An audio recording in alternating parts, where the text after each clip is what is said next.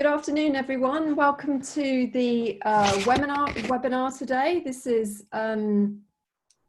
co-hosted between myself, Lisa Ashford. I'm CEO of Ethex and Energise Africa, which are two positive investment platforms. And I'm joined today by Becky O'Connor from Good With Money and Jeannie Boyle from EQ Investors. And they will introduce themselves shortly. Just a little bit of housekeeping. The format of today is that we'll have a discussion and then we will open things up for Q&A.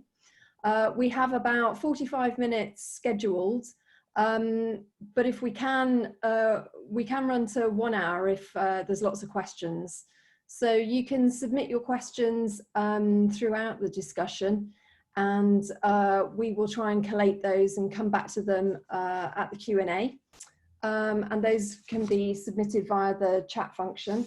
And we will try, if we can, to also bring in Sally, who's kindly agreed to join, who's one of the positive investors, and will be able to answer any questions as well.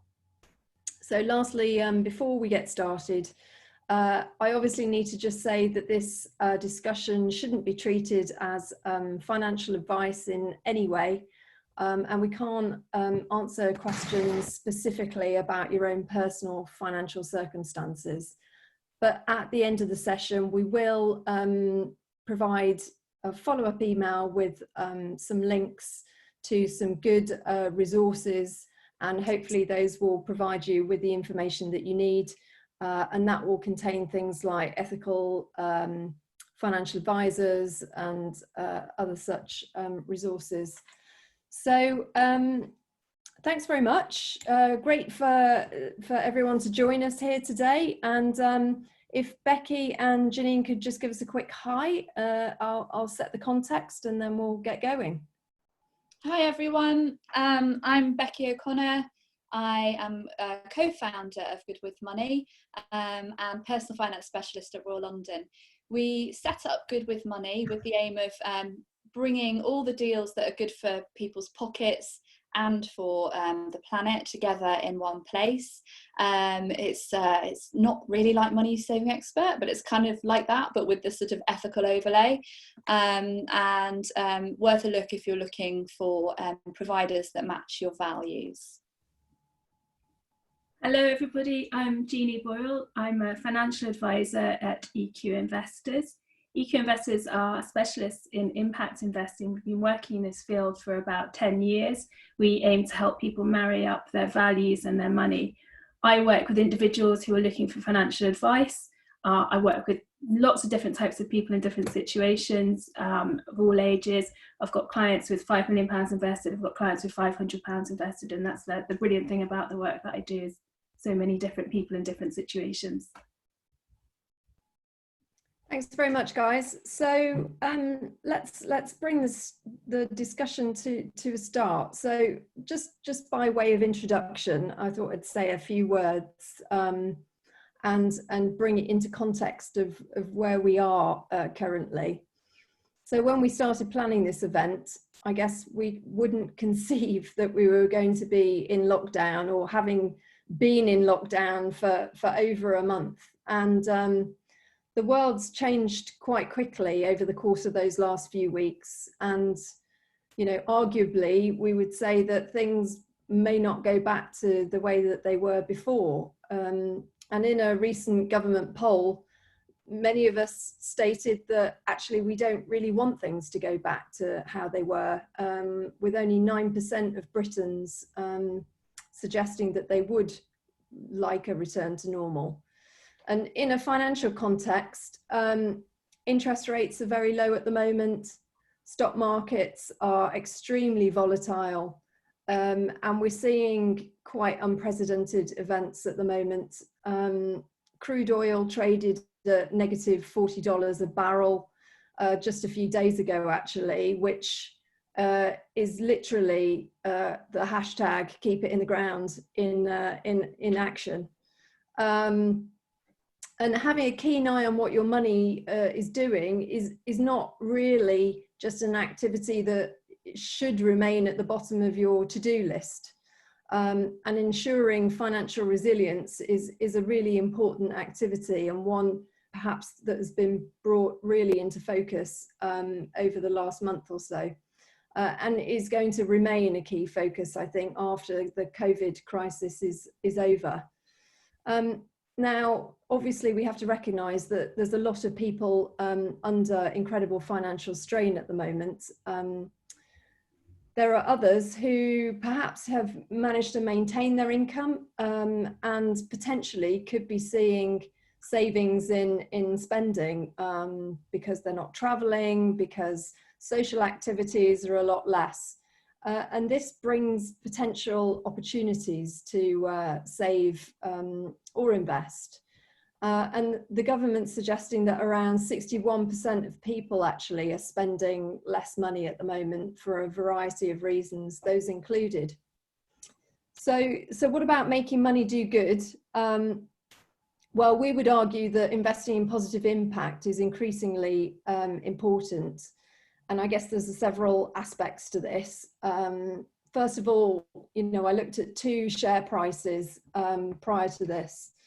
And this isn't a recommendation, obviously, but, looking at BP as an example, the share price is at all-time, well, almost all-time low. The low hasn't been seen at this level since 1996, which is obviously a considerable amount of time. Conversely, Tesla is trading at almost its high. Now, so perhaps, it's a very good time actually to look at what's in your pension portfolio and start to make some considerations about what you would like your investment portfolio to look like.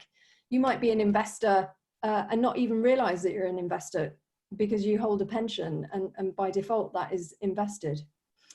Obviously, it'd be slightly disingenuous to suggest that renewable manufacturers aren't being hit by the changes in world economics, but you understand the sentiment that we're trying to make here. And secondly, this time's been referred to as the great pause by some people, which I think is quite a nice description, and it gives quite a time for us to consider what we want for our future and what we want for our children. The air pollution levels are dropping drastically, which perhaps leads us to think what the world might be like if it were abundant in electric cars and scooters. And whilst it's predicted that carbon levels could fall by about 6% due to COVID, that's not significant enough to curb global warming. So we need to use our money to help build the future we want by investing in things that will build a brighter future and create more resilient communities. But in order to do so, we need more female investors. And government data suggests that only 21% of women are investors. On Ethex, we see, thankfully, around 36% of our investors being female. But opening this out, perhaps, Becky, you could start and tell us, why do you think that we do see fewer female investors than men? Thanks. Firstly, it's very unusual that you've got 3 women in front of you now talking about investment. That in itself is worth noting. We are anomalies in this industry still, despite lots and lots of progress. It's unusual to have a CEO of an investment platform who is female, a female IFA, and me. So there are several reasons for this, and I think they're mostly historical. So historically, men have tended to earn more than women, and they have tended to be the keepers of wealth. And obviously this is changing over time, but it's changing very slowly. But the investment industry, as it has grown up with this bias towards men being their customers because they earn more or have earned more in the past, and also because they are the custodians of wealth. This is changing for lots of reasons, and women are increasingly the breadwinners in households, but they're increasingly the custodians of wealth. And the investment industry in general is maybe a little bit behind in kind of appealing to the female audience, because historically that's not what they've done. It's been kind of marketing towards men with a male bias, and with a kind of view that women they may save for the short term, and there's, in terms of the way households divide their money chores, a household where there's a male and a female partner, the female partner typically, although again this is changing, is the spender, holds the purse strings, and is also in charge of the short-term savings. So, saving little and often for Christmas and holidays and things like that. Typically and traditionally, men tend to take on the longer-term financial planning aspects. There's a piece of research that I've done through Royal London which looks at this and how it's changing through the generations, and younger couples actually split the money chores more evenly. So, it's not so traditionally divided between women being the spenders and men being the kind of long-term wealth preservers. Now, that's really interesting. It means that the investment industry generally has to change its marketing to appeal more to women, and to recognise that, they want to be involved in investment. So I think it's those historical reasons. It's the investment industry not catching up. And there is also an element of self-perception involved, I think. Perhaps women are more inclined to not see themselves as investors. There are a couple of surveys out there that suggest women, even if they have a pension and they are investing through their pension, they don't recognise themselves as investors. That's not what they see when they think of the word investment. They don't see themselves. There's also something around, which I think definitely deserves more research, on how women perceive themselves from their school days. So there is a bias that probably still exists within schools, although I think teachers are working hard to address it, that women tend to be better with words and men tend to be better with numbers. And once you have that in your head and you consider investment a very a numeracy based activity, then again perhaps you think it's not for you because you're a words person, not a numbers person. So I think there's also something that we can do for ourselves, which is learn that you can be a words person and still invest and still understand numbers. I am that person. I did an English literature degree and ended up learning about money and finance because that's just the way the cookie crumbled. But I can do it, and that has been a revelation to me as I have worked my way through this industry. So there's a combination of factors, I think, and they're not to do with women not suiting investment, and they're so nothing to do with propensity to understand it or anything like that. A mixture of circumstance. Jeannie, what do you think?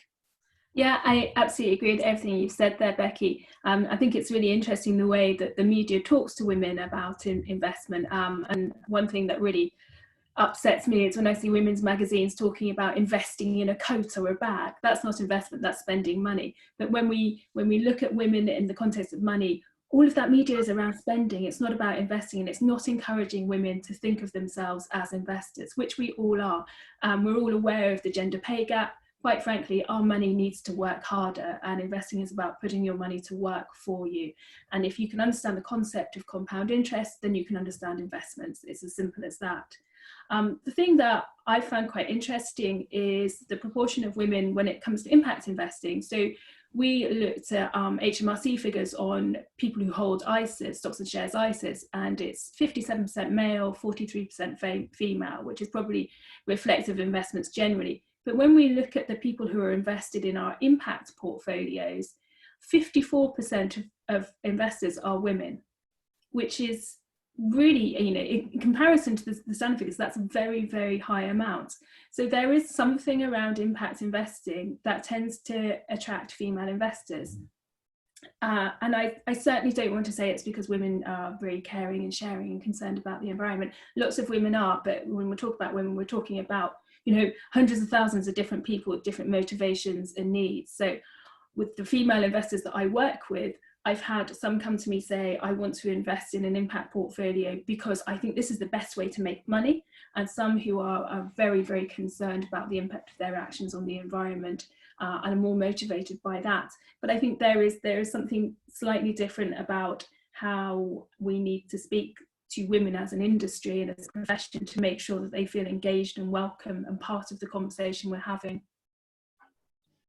Great, thanks very much, both of you. You may have noticed, anyone who's listening in, that we're sending out some polling throughout the webinar. So we're just going to ask some, quick questions as we go through. Please feel free to complete those as we go along, and we'll email the results out later and give you any further thoughts. Great, okay, so what really should you be thinking about when you're looking to save and invest? Jeannie, do you want to go first? Yeah, I think there's two things to start with. First of all, start with a sense of where do you want to be in life generally, and that's not just financially. Think about what you're planning to do. Are you saving for a property? Are you thinking about starting a family? Are you thinking about retirement? So start with the end in mind, start with a goal. And the second thing I would do is budget and go over your spending and look to understand where your money is going. And by doing that, you get a sense of control over it, which is really important. And that gives you a good place to start, to know where you need to be putting money. If you're saving for retirement, then you're looking at pensions. If you're saving for more short-term goals. And that gives you your sort of fundamental things. And if you've got a goal in mind, you can work backwards and understand how much you need to be saving to get to that particular place. Obviously, not everyone has particular things that they have planned. So a useful way to break up your financial planning is think about the short term, the medium term, and the long term. So the first thing that you need to do when you're thinking about saving and investing is make sure that you have enough money to deal with emergencies. We've all seen over the last few weeks how vulnerable we are financially. So many people have seen their income disappear. If you can build up a savings fund that will cover you if you lose your income, or if your boiler explodes, you need to fix your car, whatever it is, make sure you have that money somewhere safe and secure where you can get at it easily, and that's your short-term money. And then in the medium term, you might want to start saving towards more of a general rainy day fund and put that money to work harder for you. And then your long-term part would be your retirement savings. Good, thank you. And Becky, this it almost moves straight into the next question about how to get started, but perhaps you could sort of blend those two things in together.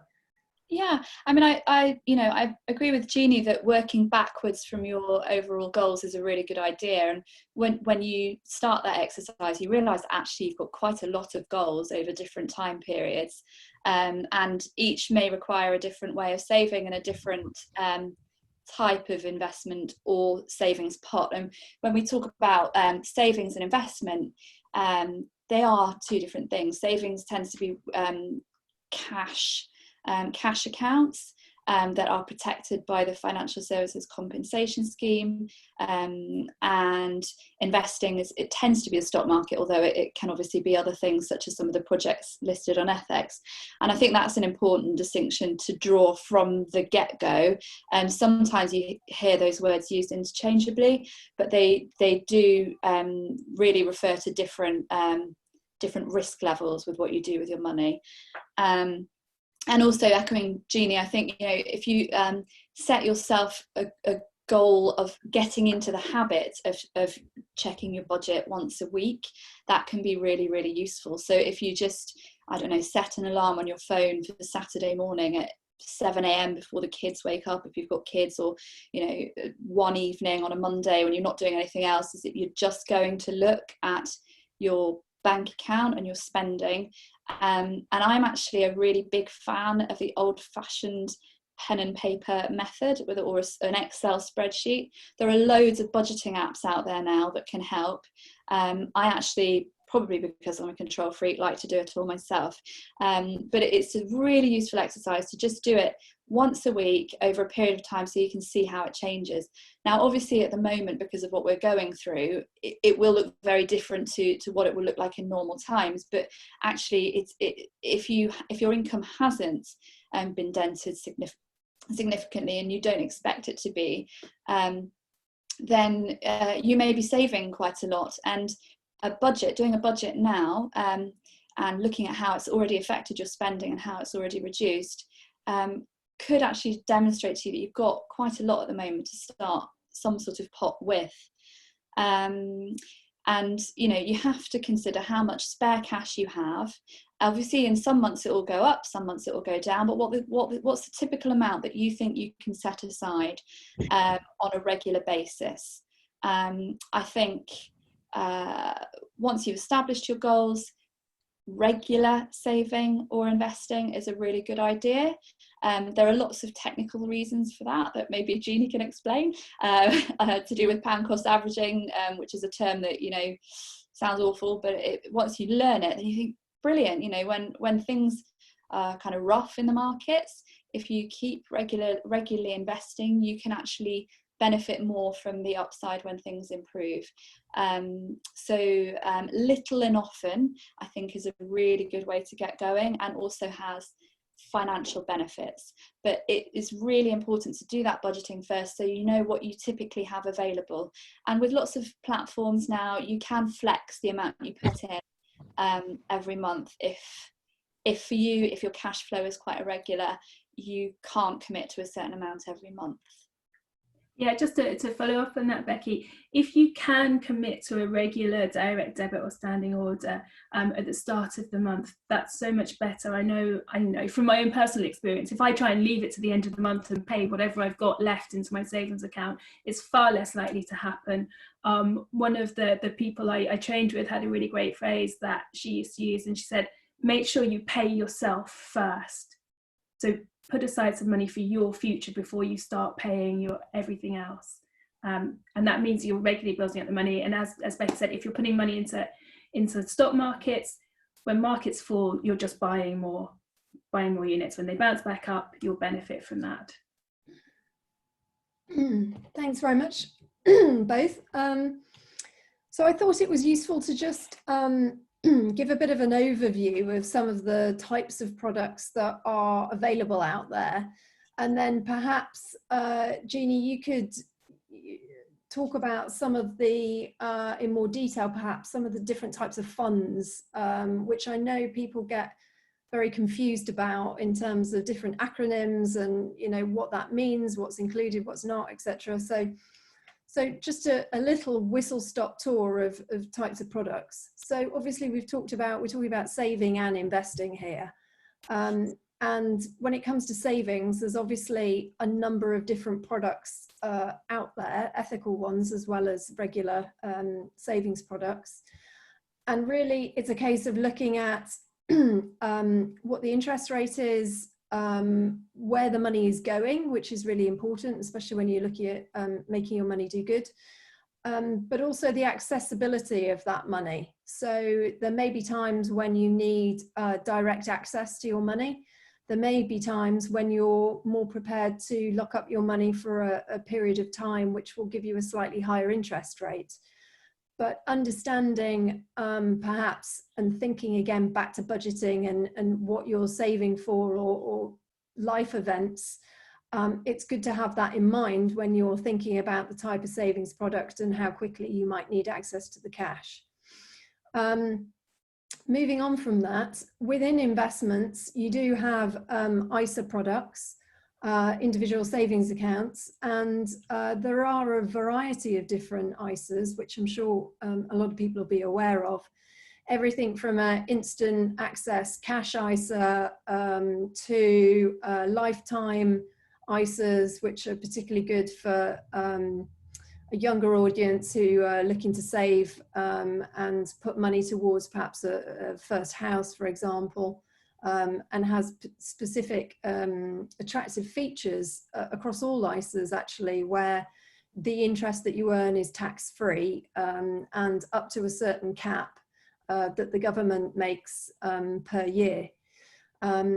Within that ISA bucket, there's also stocks and shares ISAs, which do what they say on the tin. They're investing in stocks and shares.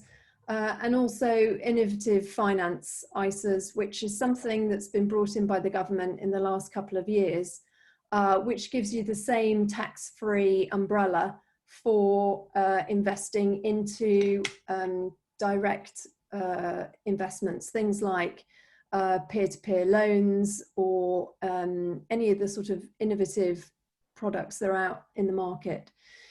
Obviously, you need to make sure that you're doing your due diligence on all of the people who are offering products and making sure that they are well qualified, have a good track record, etc., which is extremely important point to mention. And then we move into sort of perhaps what people start to get a little bit nervous about, and it's more to do with the terminology, I think, than anything. You have equities and bonds, and essentially equities is another name for shares in a company. And these can be listed, so they can be on a stock exchange that you might be able to access through a sort of traditional financial platform, someone like Hargreaves Lansdown, or they can be unlisted, so the companies have not yet grown to a point where they're listed on a stock exchange, and you might be buying shares directly into that company, which might be through a crowdfunding platform or through private share placements. And it's the same thing for bonds. And a bond is essentially, it's a form of loan, but in a more structured fashion, where it might be a bond for 5 years, it might be a bond for 10 years. So that the point about accessibility for these types of products is also extremely important.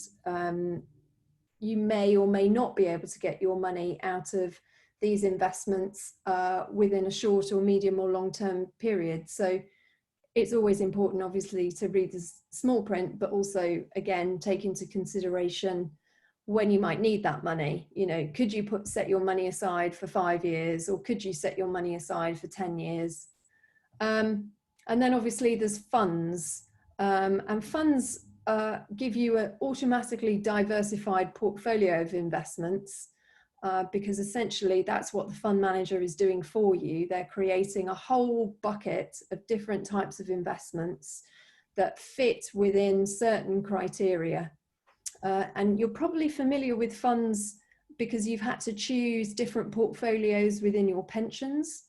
But there are also lots of different types of funds now that have an ethical standpoint, and you may be able to screen them out for certain things that you don't want to invest in. And perhaps, Jeannie, you can just talk a little bit more about that and just flesh that out a bit for us. So I think the starting point with all of these things is thinking about what's right for your needs. So from all the various types of ISAs we have through the different ways of investing. So for money that you might need access to in the short term, and I'm really talking about under 3 years, we'd always suggest keep that in cash so it's easily accessible. And as you said, there are cash ISAs available. There's some really great ethical providers out there like Triodos Bank, the Ecology Building Society, Charity Bank, if you're really concerned about what's been done with that money. The difficulty with holding cash is interest rates are currently so very low that over the longer term, inflation will erode the purchasing power of that cash. And in order to avoid that, you can consider investing, which means putting the money to work, taking a little bit of risk in return for growing the money faster, and hopefully keeping up with inflation and maybe achieving that. And when I talk about risk, I'm really talking about 2 things that you need to think about. The first is volatility, which basically means how much does stuff go up and down. So the stock market goes up and down in value. You've just seen it go down an awful lot in value. But the other aspect of risk is liquidity, which, as you mentioned there, Lisa, means how do I get my money back from this? So stock markets are volatile, but they are also generally highly liquid. If you're investing in listed equities, you can get, or funds that invest in liquid equities, you can get the money back fairly easily. It may be slightly less money than you put in if you have to sell at the wrong time, which is why we would suggest leaving investments for 3 years plus, so they've got enough of a chance to grow in value before you need to take the money back again. Some other types of investment are less liquid, and they require you to leave your cash there for longer before you can get them back. So before you do anything, understand when you might need your money back, and how much of that volatility can you personally tolerate. Some people find it quite exciting watching the values of their investments go up and down. I know I've been looking at my ISA recently and feeling sick when I see it because the value's fallen so much, but I know over time it will go back up again. So those are the two things that you need to think about. And then there are ISAs that fit, as you say, with very specific circumstances, like the lifetime ISA, which you can use to get the government bonus if you're looking to buy a property. And again, you can invest in cash or stocks and shares with that type of product. It depends on how long you can leave the money there. Innovative finance ISAs are a really interesting project that allows you to access crowdfunding or peer-to-peer lending. And there are some fantastic environmental projects that you can access through those types of ISAs. My word of caution with those would be careful about the liquidity and make sure that you can leave the money there for a long time. And then coming to stocks and shares ISAs, a stocks and shares ISA is essentially just a bucket that you can fill with investments of your choice, as long as they meet the criteria for that. You can choose to buy shares in an individual company yourself and do the research and decide which ones you want to buy through a do-it-yourself platform like Hargreaves. And that can be an interesting experience if you've got the time to set aside to research companies and understand their financials and what's going on. But what most people do is use funds, as you say, which are collections of shares that someone else has put together to allow you to diversify your portfolio. If you don't want to do that, you can pass it over to a professional manager who will make those selections for you based on the parameters you've given them. So how long you want to be invested, how much risk you're happy to take, and they will choose those investments for you. And with all of those options, we as investment managers match your level of risk by dividing up the portfolio between shares, which are pretty volatile, and bonds, which are less volatile. They effectively stop the portfolio falling as much as the stock market does.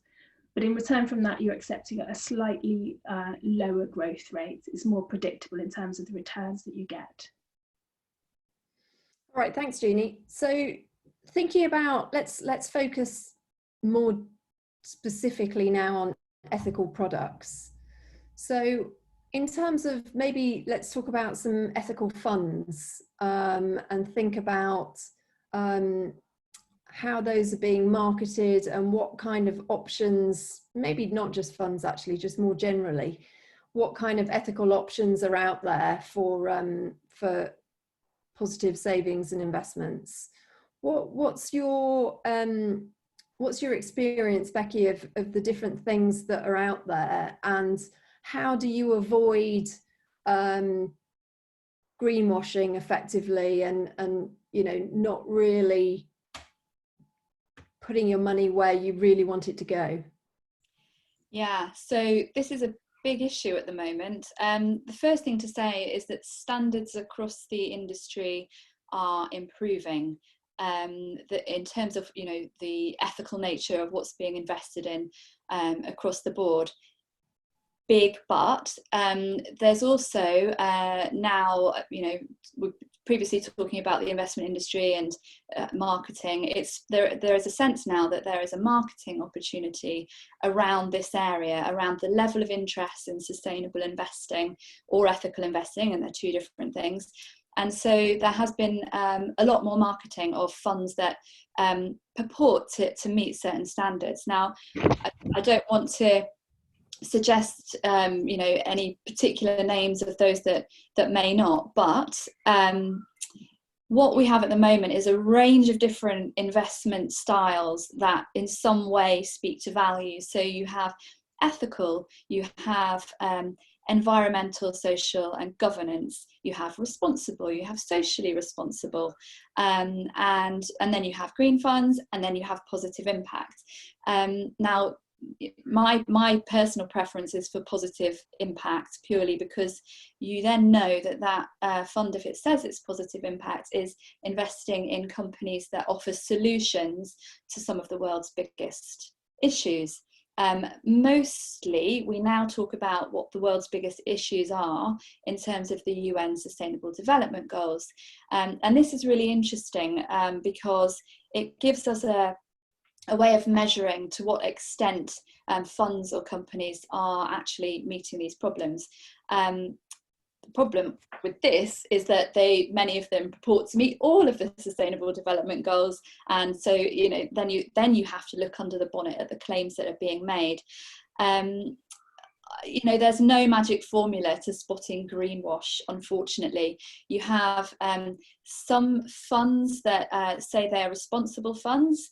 Normally, to me, responsible sounds like it's perhaps not doing enough, it's not quite good enough, but actually, if they're genuinely responsible, they might well be doing enough and they might well be avoiding certain activities.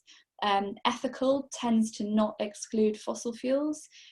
Is there a case that fossil fuel investment is now actually unethical? I kind of think so, but that's not the typical definition of an ethical fund. Ethical tends to mean screening out other activities, such as weapons manufacture, that kind of thing. So without actually looking at what's in a fund yourself and looking at the companies in the holdings and finding out what all those companies do, because when you see a list of companies, you probably don't know what many of the names in that list, and you would have to then go to the company websites and find out about them. That's a very long-winded process for most people. If you don't go through that process yourself, then you have to trust somebody along the way. You have to trust some of the claims that are being made. I would say if the claims sound like they're trying to hit a lot of UN SDGs all at the same time, it's possible that they may be overstating what they're doing somewhere, because actually it's quite difficult to hit all of the SDGs with one product. You tend to see quite a lot of investment in renewable energy or healthcare because they are quite well defined, quite mature sectors now that can be invested in. I would say if you see the word tilt, like a climate tilt, and you are very environmentally conscious and you definitely don't want to invest in fossil fuels, then definitely look under the bonnet there, because what that can mean is that fossil fuels are still allowed within that fund, but it would be the best in class companies within the fossil fuel sector that would be being invested in. If you are looking at an investment and it doesn't feel transparent enough to you, like you don't feel you can access information about what's under the bonnet easily for yourself, again, tread cautiously, because transparency now, I think, is not just a nice to have, it's a must have.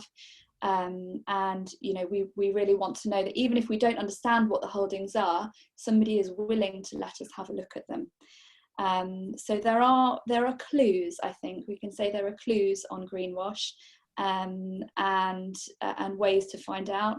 They require some legwork still. I still don't think we're at a point where you can trust everything that you're being told, sadly. Great, yeah, thanks, Becky. And so I'm going to open it up because we're sort of touching on some of the questions that have come in actually. So I'd also like to welcome Sally into the mix, if we can hopefully introduce her. Hi Sally, are you there?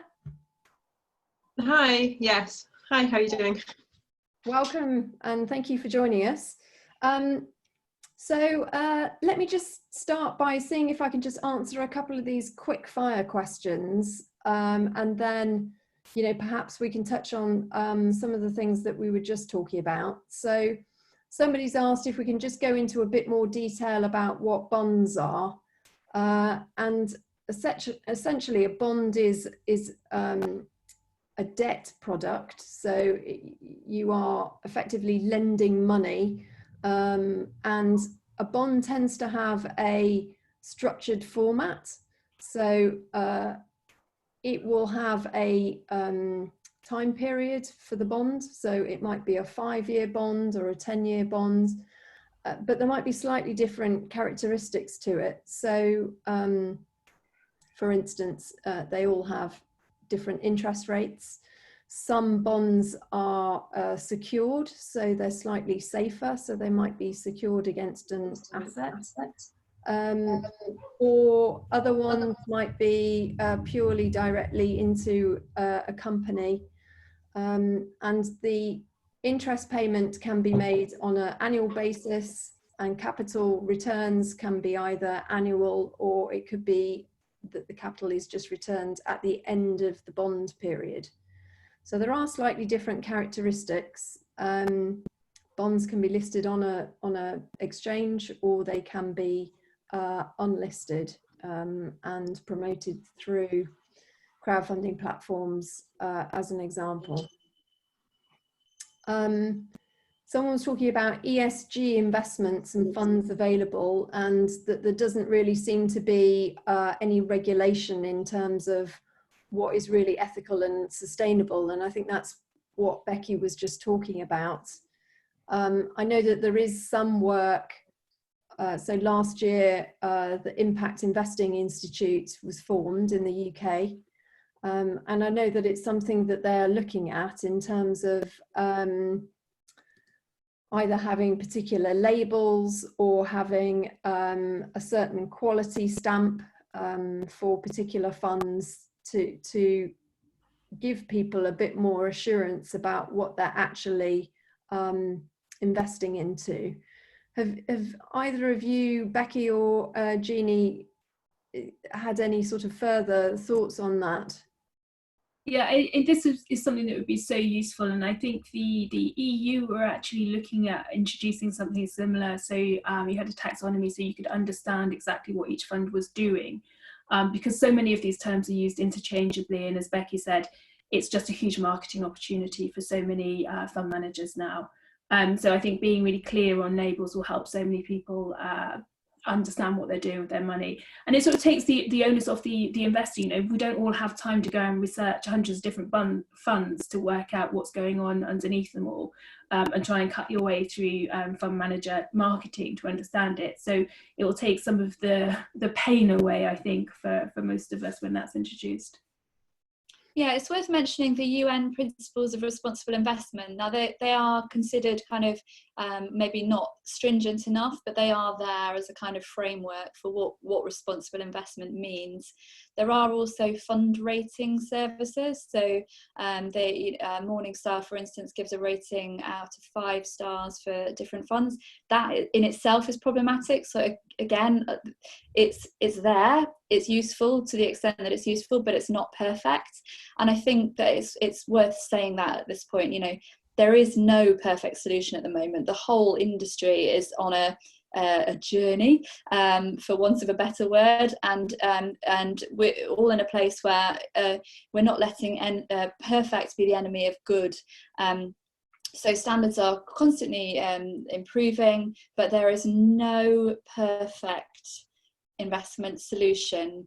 As to the comment in the chats about no tax dodging, no extractives, investing only in zero impact organisations, I think investment options are as good as people, and as good as people's intentions. So there's an awful lot of grey in between this. It's very difficult to make it a black and white choice still, unfortunately. Thank you. And just to say to everybody, we will send around some useful resources after the webinar. So a few of you are asking about fund managers and advisors and what is a trusted advisor. So we'll send some additional information out. Just to include Sally a bit, I thought it'd be useful maybe for her to just introduce what her sort of starting point was in terms of starting to invest more positively, and if there was anything that you think others could learn from maybe your mistakes or your learnings.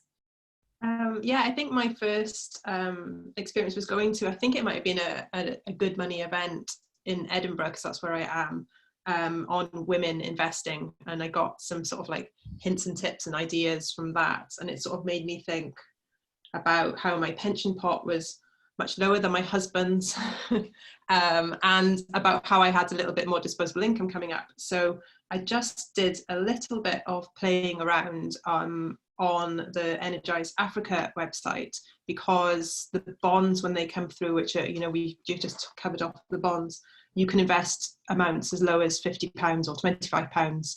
And so I just started putting money into those to see how they would go. I carried on, obviously I'm carrying on with my pension and my cash savings and things like that, but it's just money that I had that I thought I would look and see how it went, basically, from that. And so far, so good. I mean, for me, it's smallish amounts of money. It's not a lot, but it's good with the bonds, because you get sort of like your repayments and your interest every few months, so you can see it coming back and you can see the investment returning. And I just think that that's quite a good jumping off point for seeing what you can do, basically. Yeah, and someone's come up with a good question, which it's about, are there any thoughts or tips on talking to young people about investing? It feels like this would be a good point to build girls' confidence around exploring finances later in life. You know, the person said, I don't really remember hearing much as a teenager or a young woman about making financial decisions other than dealing with student loans debt, which sounds quite familiar to me too, really. And yeah, I mean, my perspective on that is, I read an article actually by the CEO of Bridges Investments, who said something which I thought was really interesting, and given I've got a 9-year-old and a 6-year-old, I found it quite relevant. That it said you should start giving pocket money quite early on in a child's sort of growth, and that you should talk to them about splitting that pot into different elements, and have some that goes into a savings account, some that they give away to charity, some that they can take and use as tuck shop money, and a small amount that might be used to make an investment for that hopefully grows with them and sort of is something that will get compound interest benefit and grow as they get older, so it's available when they turn 18 or thereabouts. And Becky, perhaps, have you got any thoughts about younger investors and how we get more young females into sort of money? Yeah, I mean, you know, there's certainly a case for more education in schools on this kind of topic. I talk to my kids all the time about money, and that's because I didn't, you know, as the person asking the question said, I didn't have any information about investing. I once asked my dad why a friend had some shares in Tesco, could I have some shares? And he went, no, we don't invest, that's not us. And that was it. And then I didn't think about it again till I started work. So at school, in the home with children, it's really important. There are tons of resources online if they're not learning about it in school that you can use. I think that there's a strong case for more information about this at university campuses, because although that is a time of debt when you don't have any spare cash typically, you can be thinking about it for when you finish university, and that will help inform all sorts of things, choices that you make later on. I think the earlier it happens, the better. But if you're 30 and you're listening to this now, it's not, that's great. It doesn't matter if you didn't learn about it at school, you can learn about it now. So I think, it's education and structural things, and talking about money, and letting children have the experience of losing money sometimes too, or spending on something stupid. Let them make some mistakes early on so they don't make them later on. Mm. Yeah, and I think the other thing that we perhaps all need to take on board is that women tend not to talk about money. When I think about my oldest friends, and I've known them since I was 8 years old, I know every single thing about them apart from how they are financially. I know they're kind of okay, but that's it. We don't talk about our salaries, we don't talk about what we earn, we don't get together and talk about our investments. And we need to be more open about these things, I think, to encourage that conversation. I get the message through that this isn't just for guys. There's nothing wrong with investing. There's nothing wrong with wanting your money to work hard. You're not being greedy or nastier in any way. You're not ripping anyone else off. This is fine. This is an okay thing for women to be doing. Do you think, another question, do you think that, so it says, for women who can remember basically that there's been a number of financial shocks over the past, 20 years or so, and do you think there's still a psychological issue of uncertainty or mistrust around stocks and shares and, the financial services industry as we know it in a sort of traditional form?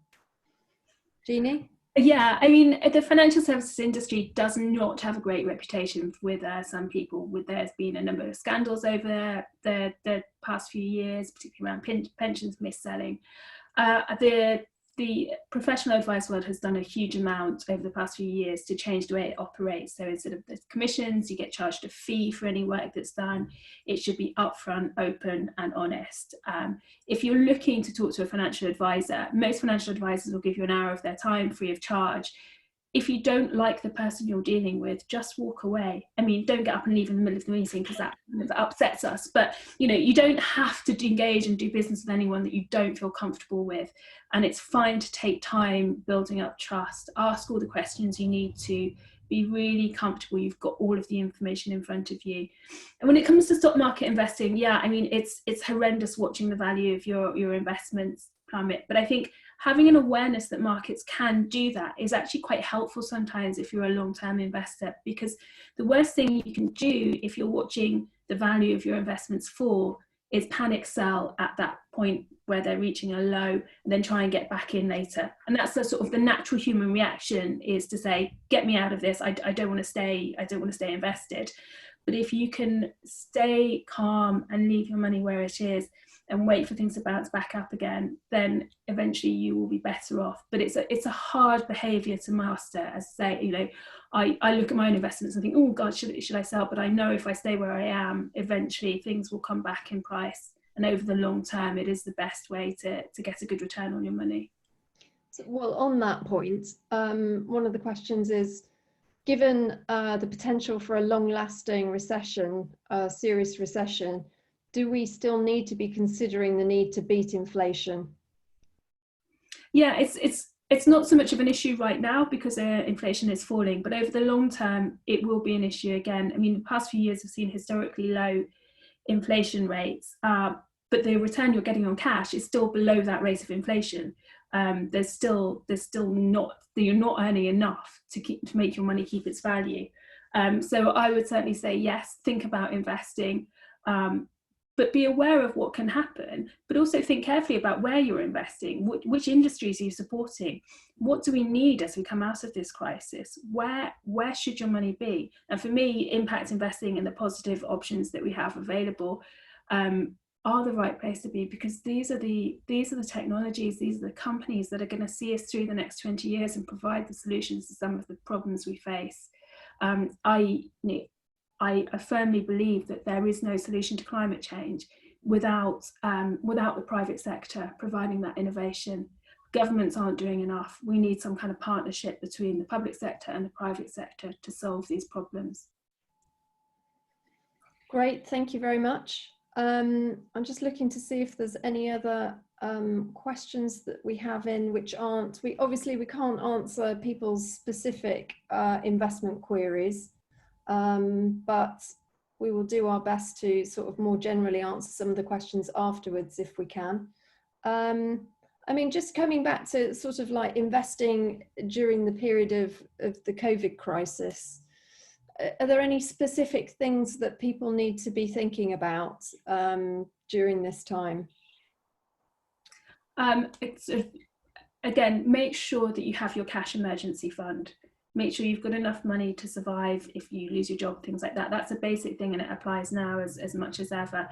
But then we talked earlier about moving your money into markets slowly. You know, if you do that, you're reducing the risk and you're slowly building up the wealth, rather than saying, okay, I've got £50,000, I'm going to put it in the market tomorrow and then watching them fall over the next week, which is pretty gut-wrenching.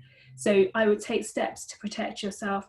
think carefully about how much risk you can tolerate in your portfolio, and make sure that you're building in the secure assets, the safer assets like bonds, instead of just investing in equities, if you want to be more cautious in your approach. Yeah.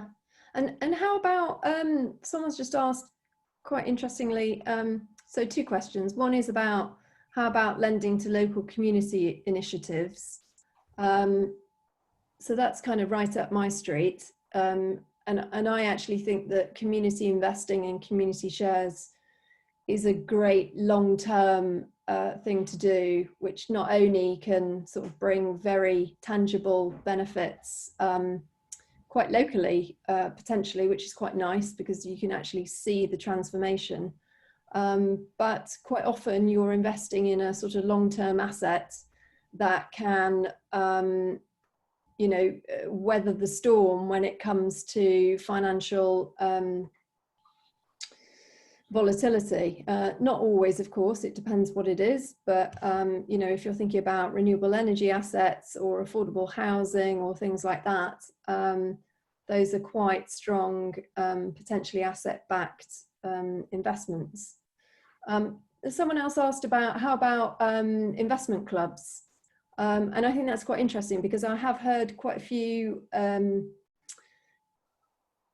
investment clubs, but I always tend to see them in a sort of like male context rather than female context. And I wonder, has anyone come across any female little investment clubs or done any of that with their friends? I don't know whether, Sally, have you had discussions with any of your friends about what you've done and had any interest?